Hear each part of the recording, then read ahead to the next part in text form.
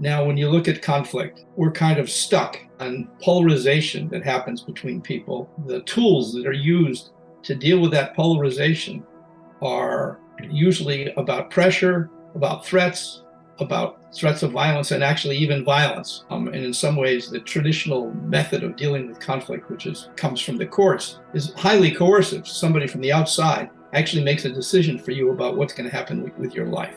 And so mediation is an alternative to having somebody from the outside make a decision for you. And the understanding model is an alternative to what's now become traditional mediation. And traditional mediation uses the same kinds of pressures, threats, escalation, only the mediators or the conflict professionals turn up the heat on the participants to get them to some kind of compromise or some kind of deal. That's the way the legal system works. That's the way a lot of systems work within companies. It's the way that it works between parents and kids. Turn up the heat, and then we'll be able to find some kind of resolution.